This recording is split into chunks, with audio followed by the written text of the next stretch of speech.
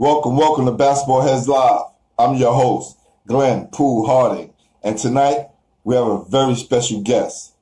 This Brooklyn legend has been coaching basketball for over 30 years and has helped countless of men, young men, and women across New York City, including myself. It's my pleasure to introduce Transit Tech High School head coach, Deborah Mortley. And of course, we got my guy in the back, Jamel Powell, the resident artist, cooking up another nice picture. Oh yes, here we go. Y'all ready?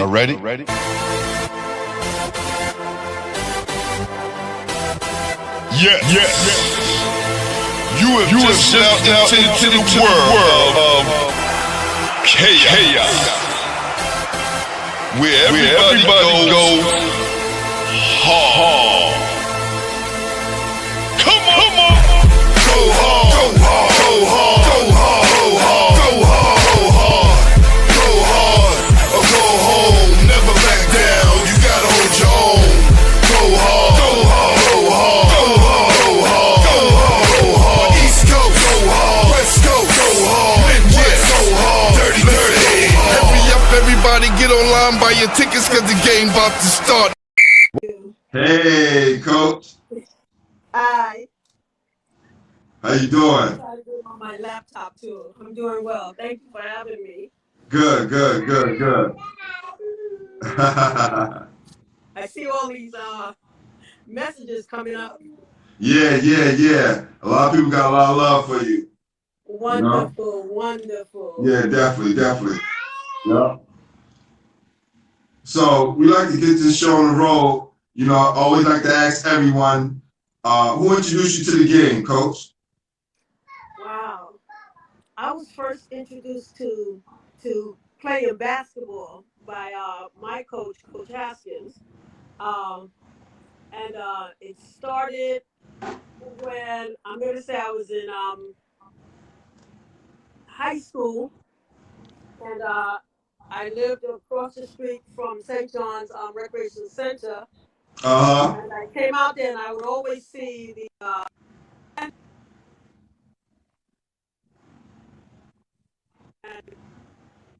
Roberts, Lee Vincent, Raul Perez, or Lloyd McCory, they were all out there, and I kept saying, why aren't the girls playing? And so Coach Haskins says, I'm going to form a girls team. And so, right, are you on your laptop or your phone? I'm trying to be on my laptop, but it's freezing. Right, your phone is better. Yeah. Phone is better. Okay, good. So what I did, I went out and I started recruiting some players. So what I did, I picked up one or two young ladies. I saw a young girl in the park one day, and her name was Trudy Whitaker. And I said, do you want to join a team? And I think we started a team. I think Coach started a team with 5 or 6 young ladies. And it was like, we're going to start, this was Brooklyn, USA, and it was back in 76. And it was starting, they were just starting Nike. And these young men came around, and they were going to start Nike from the back of their trucks. Can you imagine that? Nike from the back of their truck. And so they sponsored us, and that's how we began. So Coach Haskins was the one, and he started me. He made sure his philosophy was we weren't just going to play the game, we were going to learn the game. And so he made us learn the rules and everything else that went with it. And I picked up a love for the game. Wow. So that was my inspiration. That's how I got started. Salute to Coach Haskins. He's waiting for his picture. This is him right here. Absolutely. Oh, that's gorgeous. Yeah. And yours is being done. We did that. He was one of the first people we did. So salute Coach Haskins. So wonderful. At the time, who was the best player in your neighborhood, female or male, when you was coming up?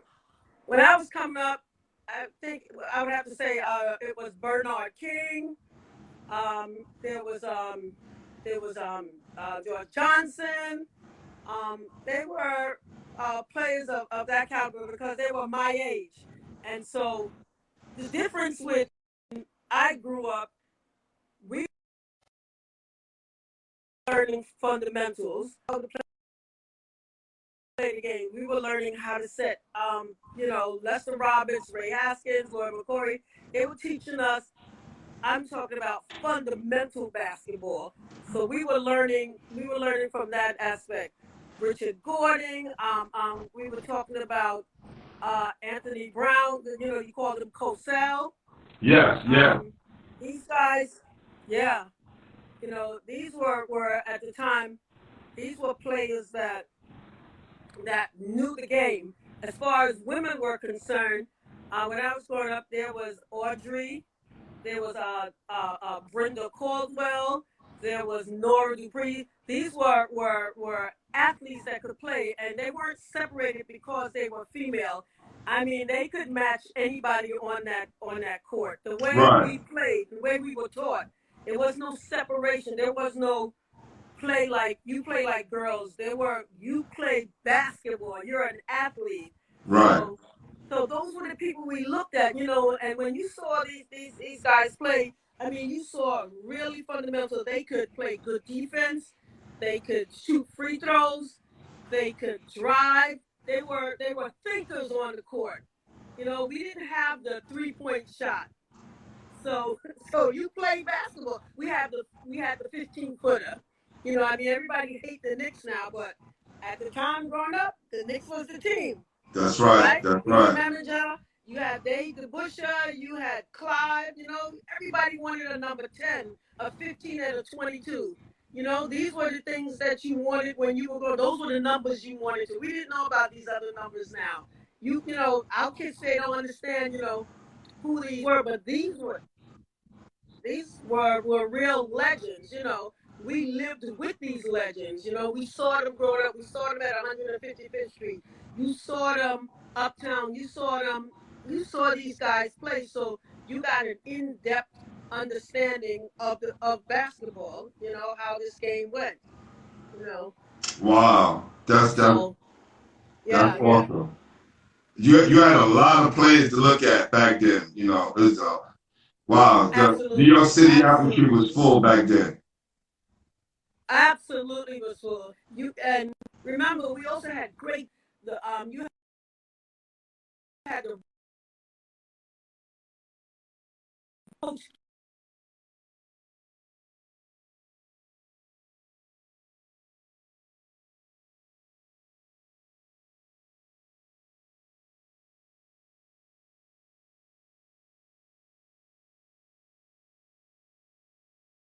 players today, and we see all the outside shooting that they're doing, and we see all of this razzle dazzle things they do. But right. Glenn, growing up, it was that game. You went to the game because it was fun to watch, and you wanted to see how 5 guys got together and they became one. That's what you went to the bar. You didn't go to see someone. I look at the game today and I say, kids walk in the gym and the first thing they do, they step across the threshold and they throw the ball up in the air, right? The first shot they take is a 3-pointer. The first shot. Listen, no warm-up. Jaheim is on here right now. He would contest to this. I used to always get on him about that. Why is that the first shot all the kids take? Exactly. Why? Can you answer that? Why? It's like a barrier they can't go past. It's like. Yes. I mean, they look at this, the stuff on Curry's and the Kyrie Irvings and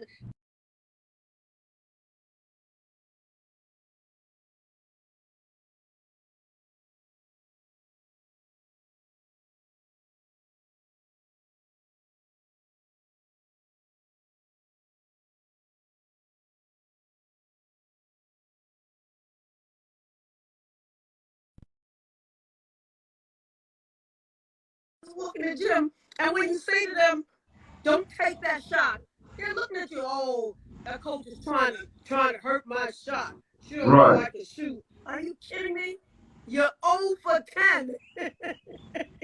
You know, that is not your shot. Who told you that? That's right. You know, so our kids today can't play the level that we could play. You know, when I'm, you know, I look at when I first started coaching and I see those kids and I said, I go in here and I would teach them.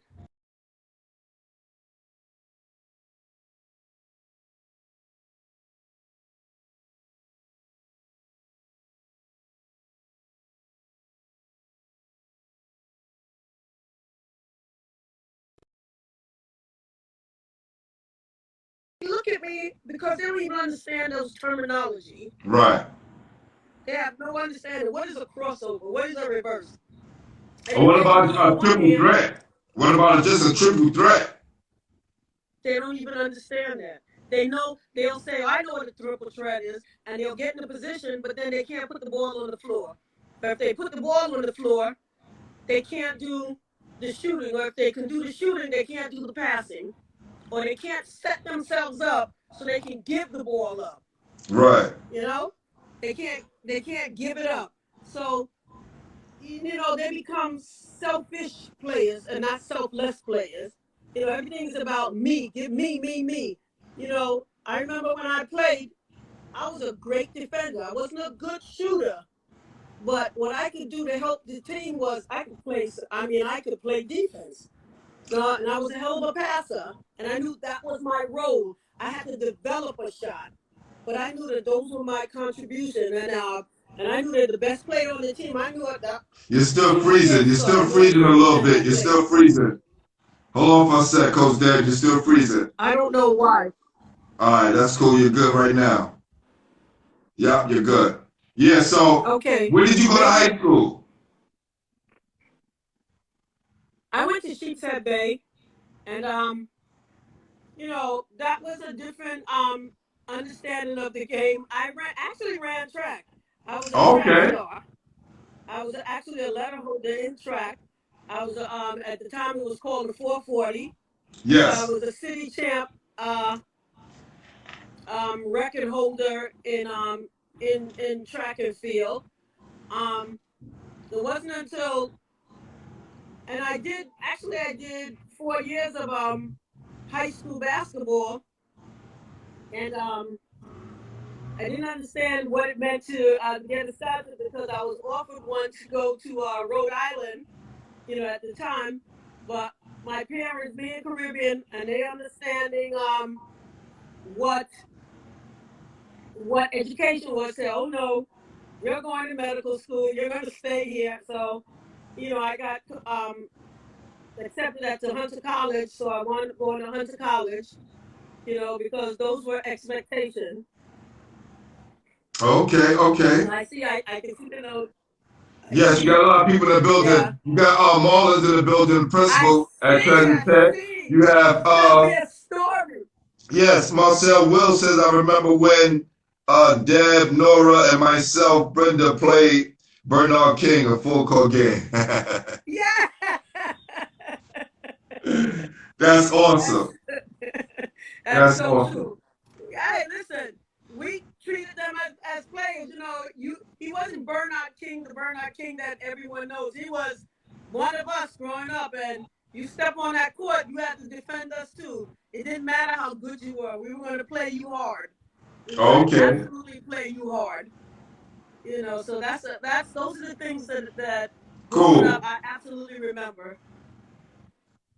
You know, something that I would love to share would be like when I think I need to hold this still.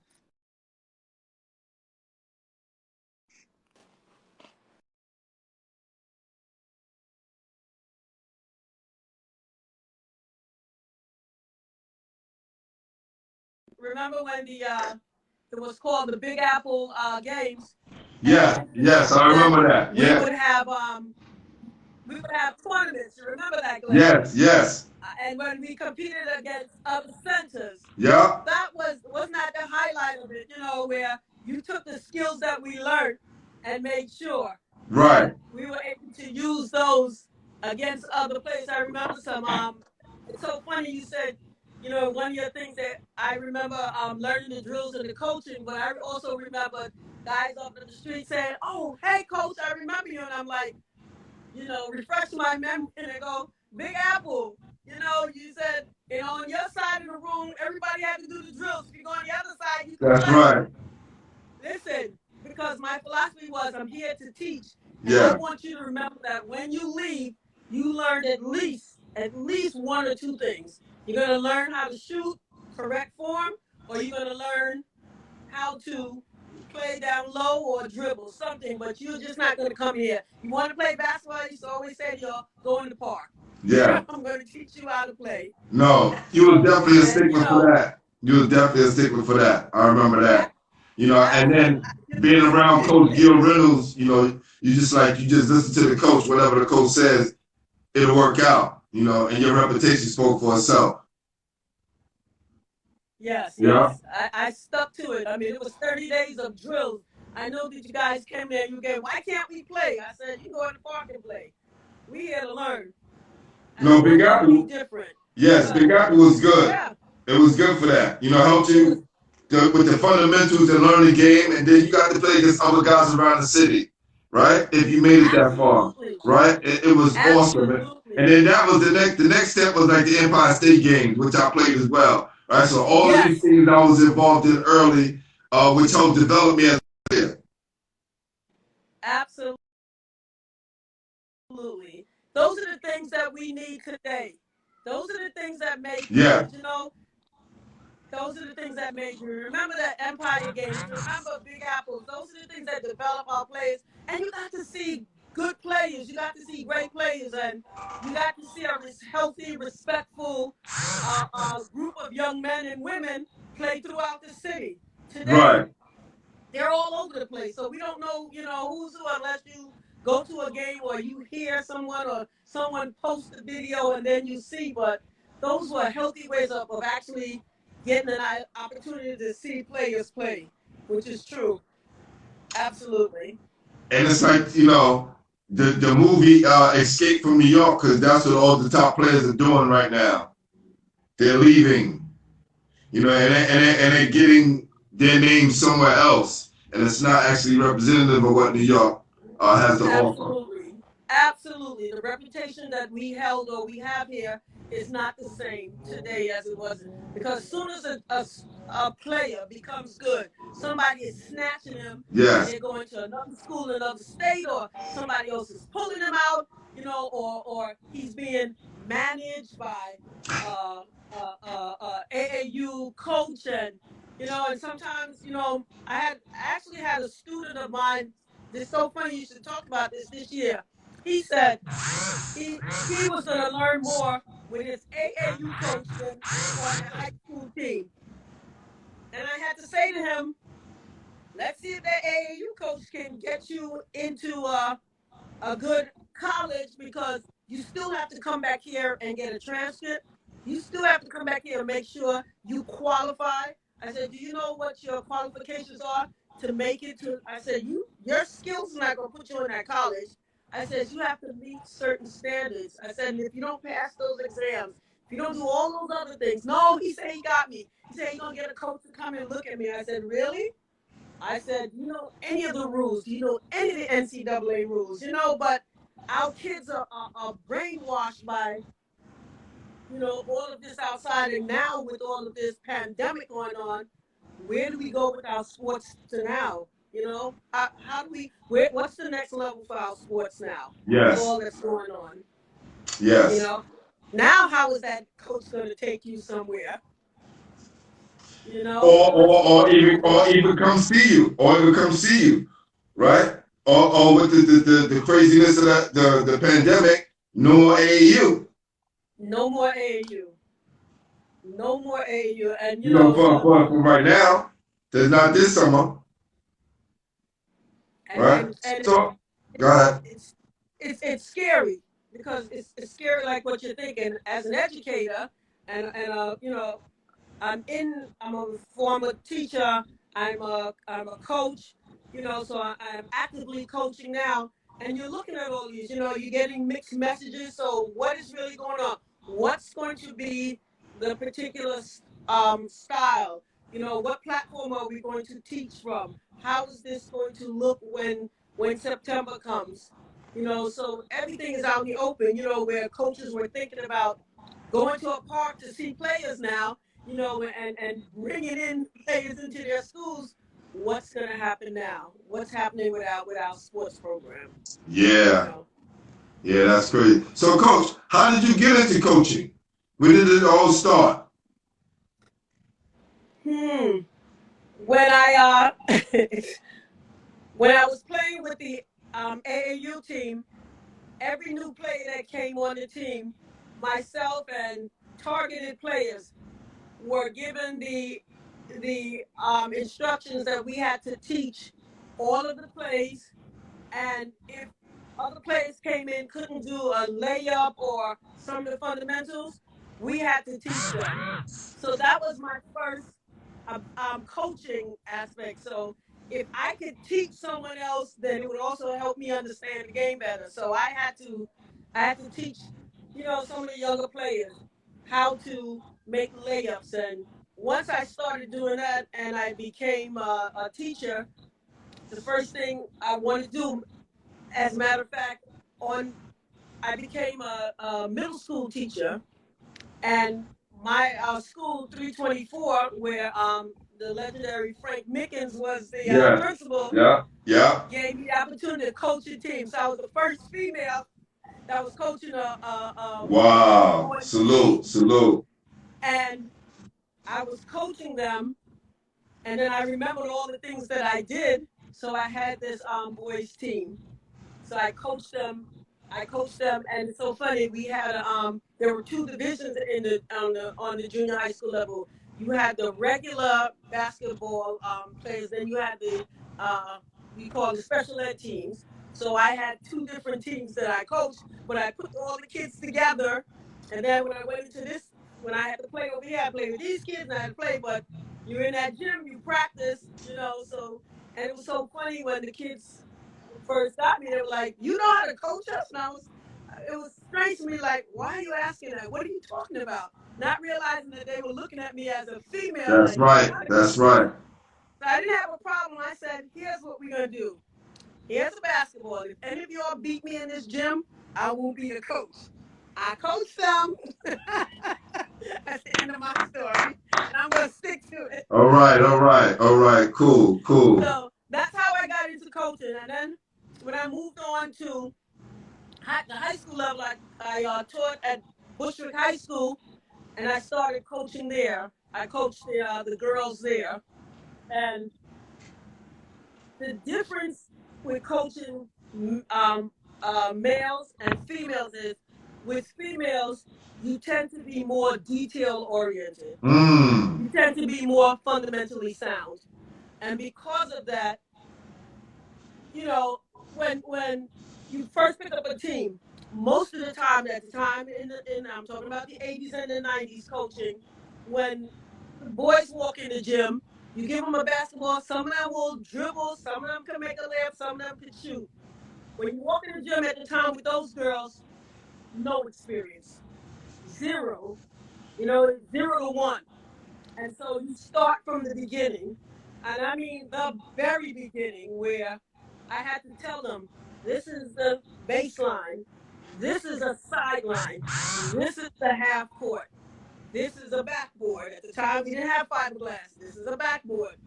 When you come over here, you dribble over on this side, you go back and forth, you can do all of these things. So these were the things that we did. That's another good point that we're saying. I referee, so I became an official, and I was actually one of the first female officials too. And that's what really enhanced me. And thanks, Vern. That's what really enhanced me in learning the rules. I became an official, so, and where you're wearing the black and white. When I officiated, I wore a skirt. You serious? Yes. Wow. You don't even see that blue and anymore. white. Yes. Right. You can imagine how early that was. We wore blue skirts white shirts and white sneakers. That was our uniform. Wow. That was our uniform, yes. And I remember, and we had our rules, and I started doing that. I would do CYO games.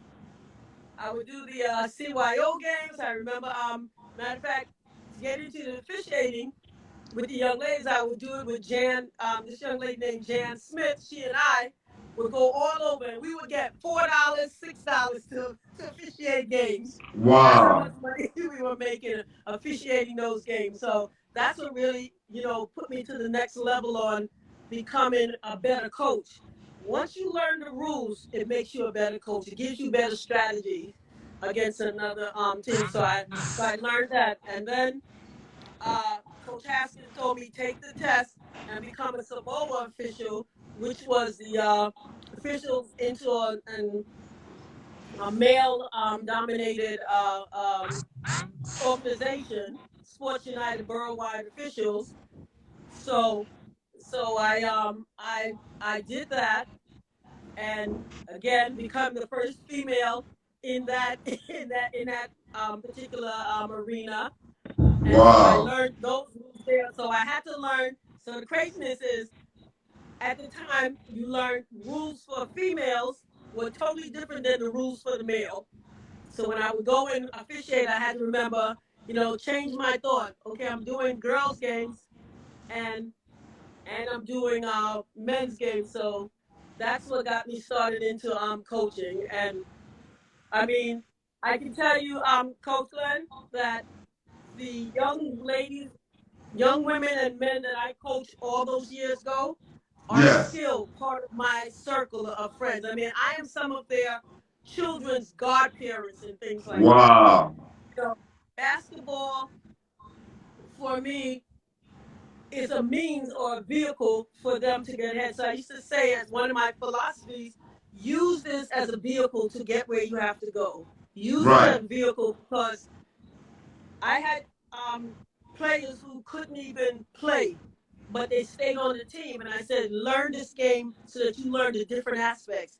And I particularly remember this young named Evita Thompson, who, I tell you what, for the year she stayed on my team, I believe she got into maybe 6 games, but she got a full basketball scholarship because she wanted to go. She went to New Paltz, and she went in there as a manager, different aspect of the game. And because she played on the team, she received that scholarship. She was a manager for the team. And when she graduated in her 4 years, she didn't owe any money. So that was the goal. So you have to Right. think of, where are you in your level of skills, and how can you utilize this game to get you to where you need to go. So she didn't listen. She had no one any money. When you was at Bishop That was Loughlin? when I was at Bishop Loughlin. All right, so how did you make the transition from 324 to Bishop Loughlin? I actually made the transition from 324 to Hunter College. I did the Oh, college level there for wow. 4 years. Yeah. And after I coached there for 4 years, that was they didn't have division 1, 2, or 3 basketball. You just was CUNY. It was a CUNY games, and it was very tough recruiting players to come into the CUNY school systems. So when I had an opportunity to go and coach on a high school level, I was like, high school, I don't know if I want to do that. I said, that's going to be different, because here you are coaching college girls. Now I got to go to, college girls. I can scream at them. I can tell them they're more responsible. 25 years later, Wow. at Bishop Loughlin, I actually had 5 state championships. Again, first female. As actually was the only Black female coaching in the Catholic school system at the time. So that was Wow. you think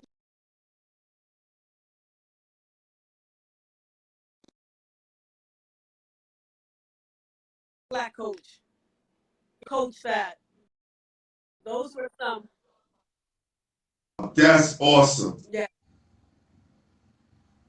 yeah. And And at the time, Christ the King was a dominating team. And I remember every year I would say to my girls, every dog has his day. You know, we would go in there and they would beat us by 40, and I would say, it's okay.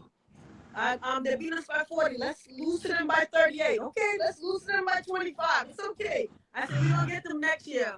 Listen, I think it took me 10 or 12 years. But when I got that team that I put together and they understood my philosophy and my style of coaching, we went in there and knocked them off their little throne. Wow. What a wonderful feeling. I think Laura Millie's in the first building. team I to think do Laura that. Millie, she's in the building right now too, listening. Former Christ the King great. Yes, yes. This is Yes. awesome. This is awesome. She must have remembered that whipping. Wow. We So really spanked them good. when were you at Bishop Loughlin? From what year to, how long in between that 24 years? Gosh. I think it was, I started there in 87, I think. Damn, the year I graduated high school. 87. Wow. Yeah, 87, I think yeah. So, just do the math. I think it was 23, something like that, until I finished there, yeah. Wow. Great players. I mean, listen, I had a lot of players that went Division I.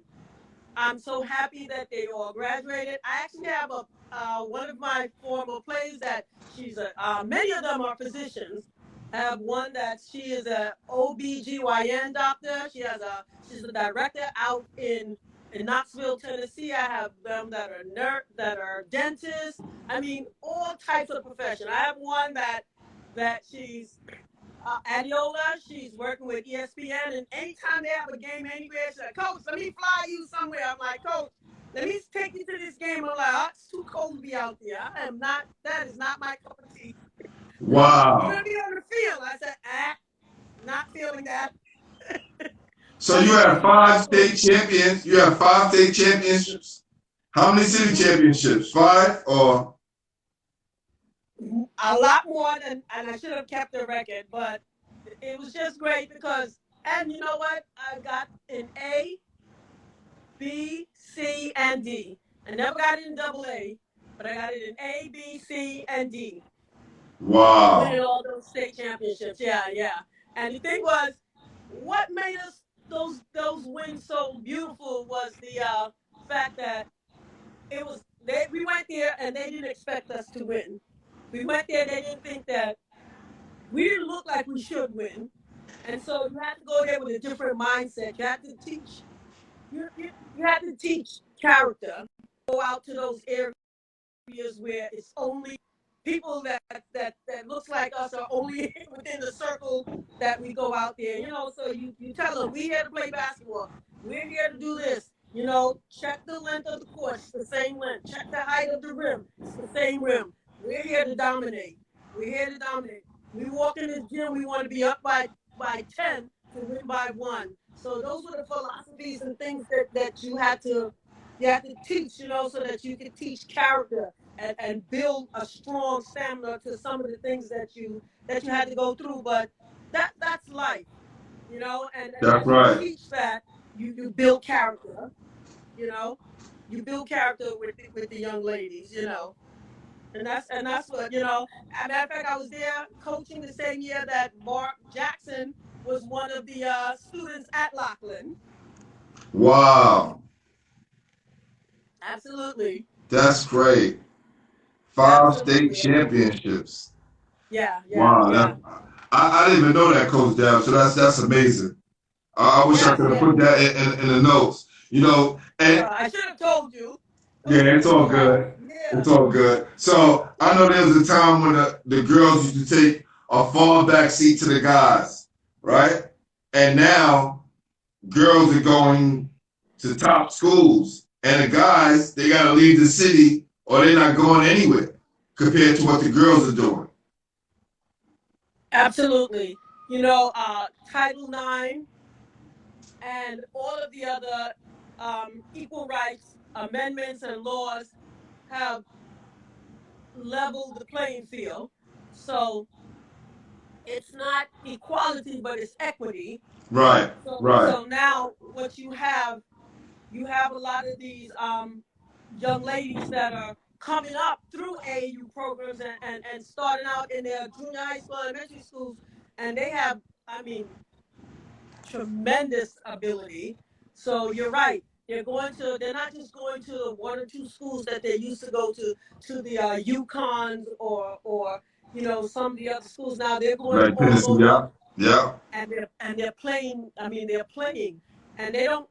You know, um, I have to disagree a little with you. Before, the recruitment for the young ladies wasn't as tremendous or as aggressive as it was for the men. Now, Coach Glenn, it's almost the same thing. It's almost as ugly as it is with the young men. They're Really? just not as widely seen. Wow.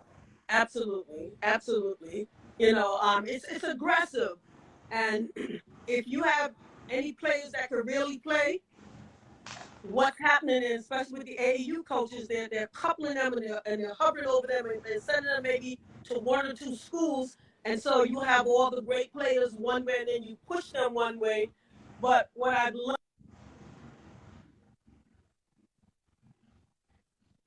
from all of that is, if you don't be transparent with these young ladies and you let them go to schools that they're not capable of being academically able to qualify, then you put them in a situation where they don't succeed.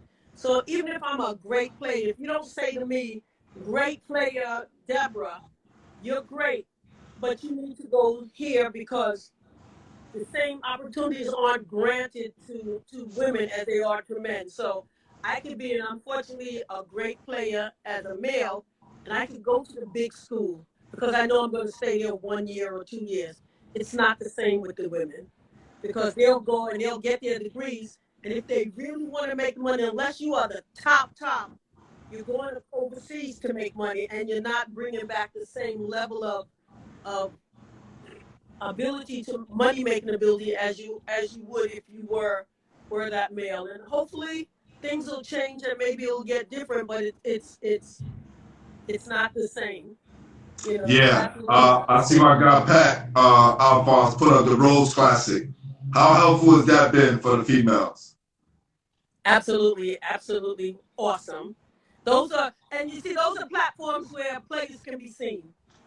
Those are platforms like the Rose Classics and the AU different tournaments going to different areas.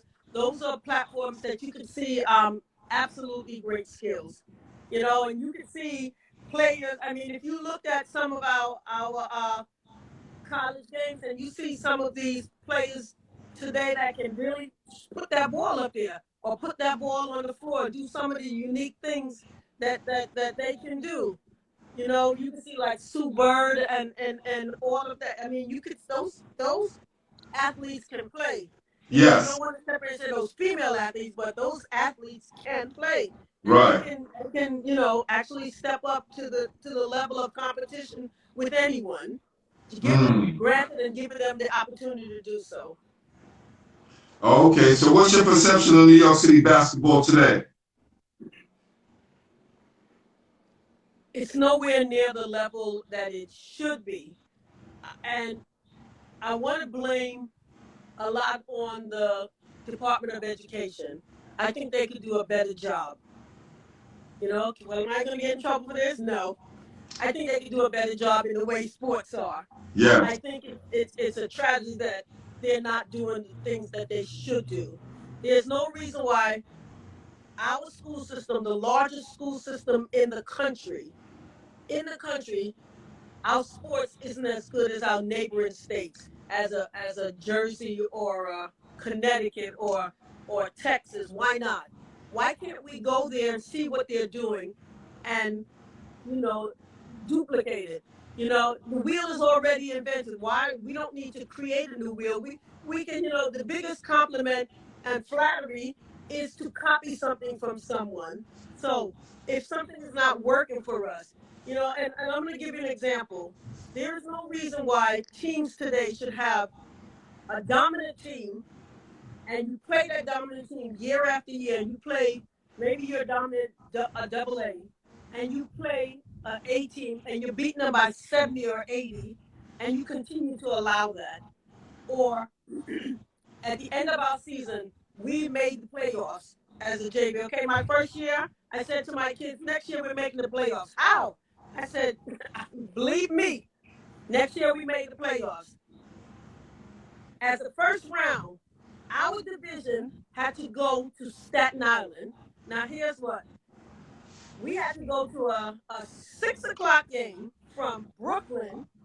We had to go to a game. So we had to leave at 1 o'clock. Right. A 6 o'clock game. Right. It made no sense.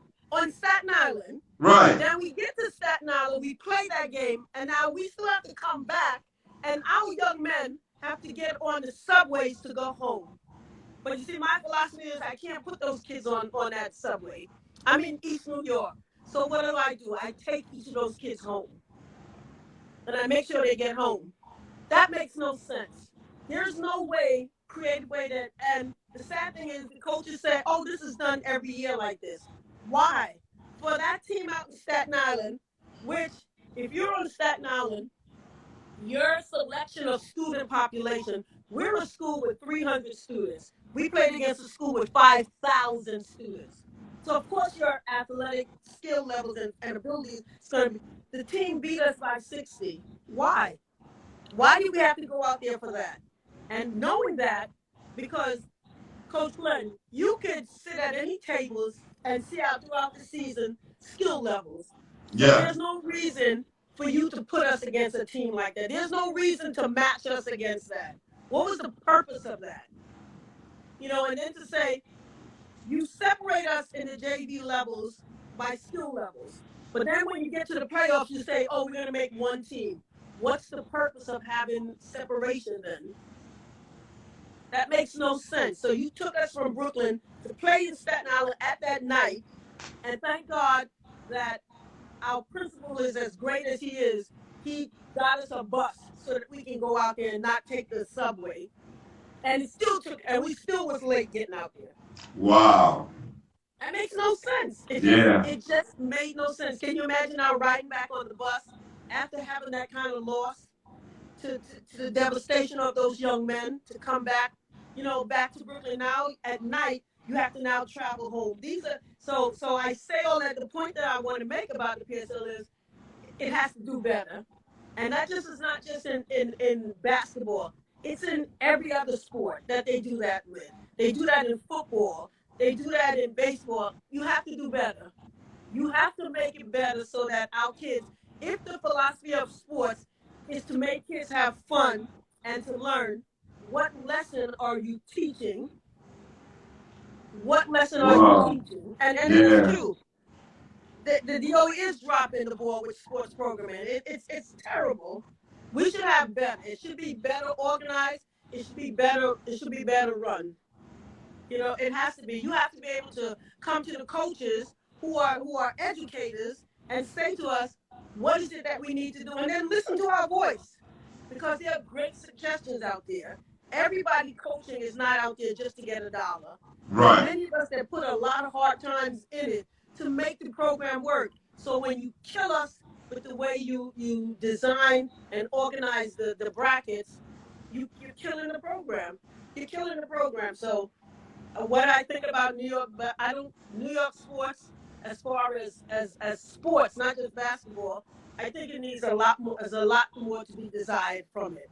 A lot more. You know, we can do a much better job. There's too many people out there that can give us money to make us run our programs better. We could do a much better job. Because basketball, you run a great sports program, you stop a lot of the problems that our teenagers are having out here in the city. Yeah. You bring us better together. Yeah. Sports is definitely a means of bringing people together. What other thing you can put together where you get people of different ethnicity, creeds, and things that could come together after the game and hug each other and come together as great as sports can bring us together. Sports and music definitely does that. Definitely. Absolutely. And these are the areas or the programs that get the least amount of funding. music, arts, and sports, right? They get the least amount of money. Yeah. Also, Mercer, who's that? Merkel Wells said, Brenda.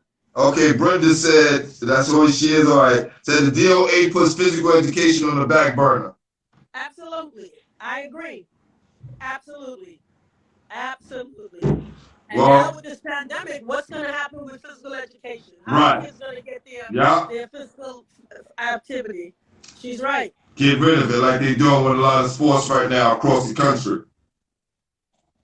So I could go into my rant, but I'll leave that for another time. You know what I think about what's going on with New York. There was an article, and I mentioned this before on another show, that was written in 2012, and it was in the New York Times how the Regents exam correlates with the downfall of New York City sports.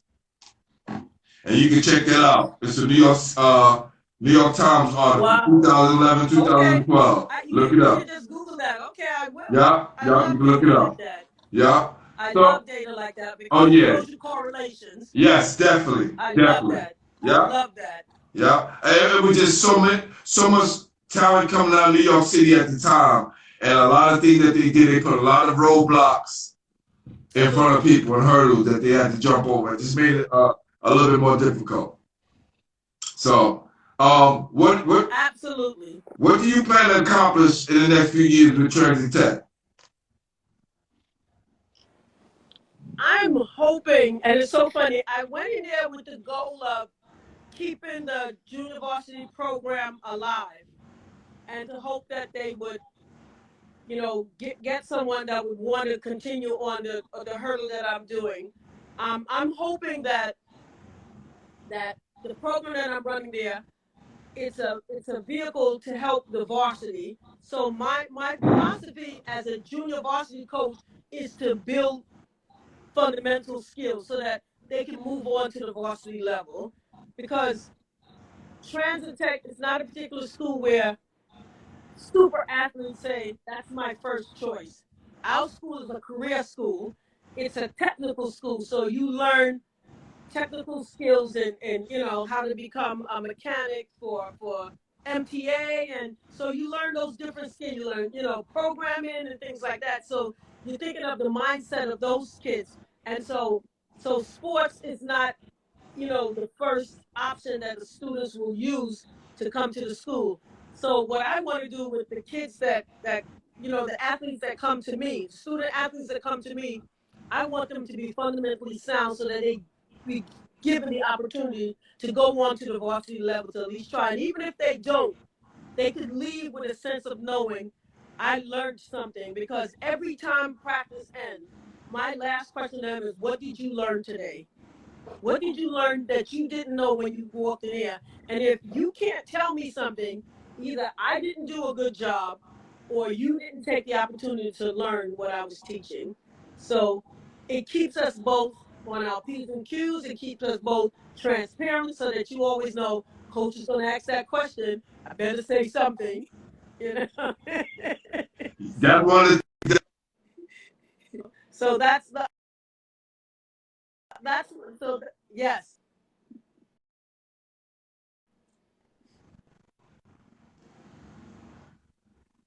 We back connected again. I think we lost connection real quick for a minute. But yeah, that's one of the things, and he's right there. What up, Marlon? He said that's one of the things they always he liked about you and your coaching style. Electrical computer technology, automotive technology, transportation technology. Is that my principal? Yep, Transit Tech's my guy. That's my guy right there. That's right. I love him. Oh my God. Yeah. He's so good supportive. Good brother. Ever since so supportive. He really is.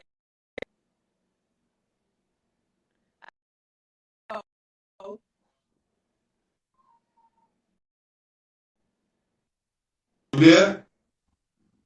Coach? Hello? Yeah. I've All not right. left yet. All right, cool. Well, we at that time where we, ask our guests if the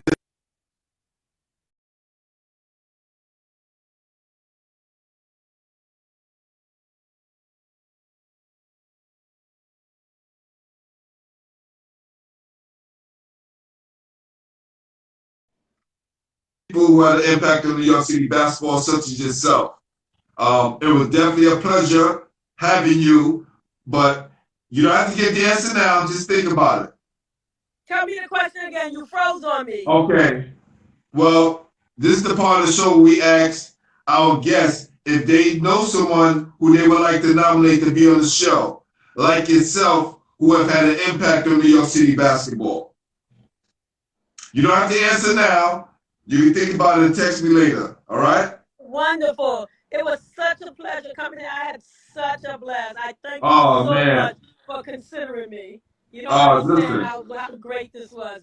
I You really appreciate this. We were supposed to do this a long time ago, but the schedule got kind of crazy. Coach Haskins made sure, he said, listen, Glenn, two people I want you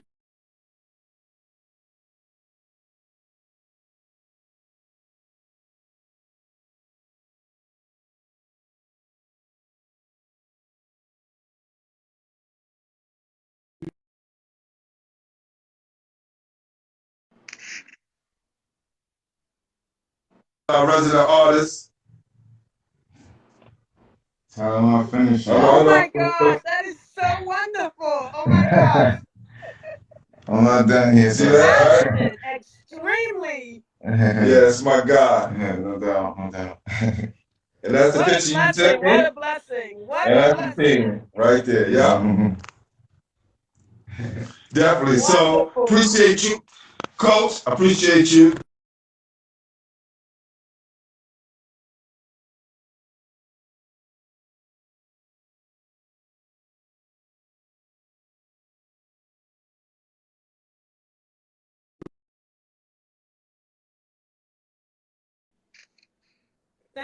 Thank you again. Thank you. Take care.